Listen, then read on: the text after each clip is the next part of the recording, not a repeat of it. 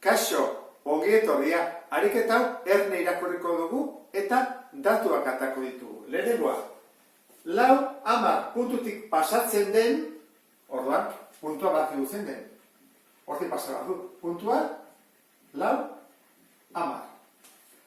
Eta iberdin iruisa bost funtzioaren paraleloa den funtzioaren ekuazio idatzi.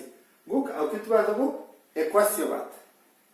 Puntotatik pasatzen dena eta honen paraleloa. Bakizu paraleloak zesan nahi duen? Funtzio bat hola baldin bada, paraleloa horrela da. Eta baldin bada horrela, beste ere bai, honek zesan nahi du, malda berdina dutela. Honen malda zein da? Begiratu behar dugu isaren koefizientea. Hor dago. Gogoratu zaitez, iberdin M isa gehien edelako.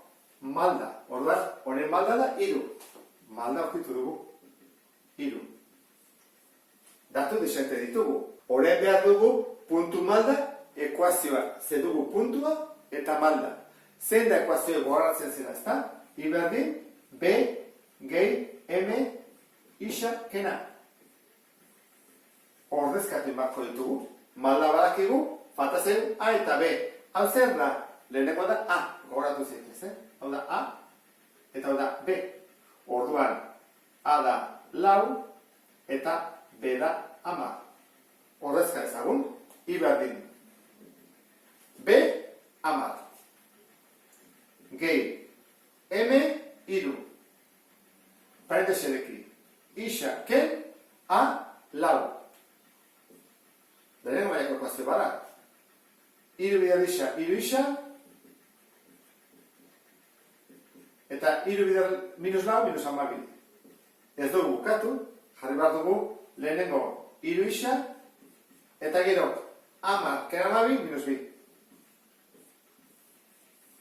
Eta lortu dugu ekuazioa, funtzioa izango da honen paraleloa, ikusten duzu bezala, eta pasatuko da puntu ontatik. 4, 10. Duda baldin badezu, egin dezakegu, Jarri 10 iaren lekuan, 3 bider 4, kenbi 3 bider 4, 12, kenbi 10. Ondo egin dugu. Honen paraleloa da eta puntu ontatik pasatzen da. Hau izango ditzake soluzioa. Horekin bukatzen dut, beste bat arte, agur.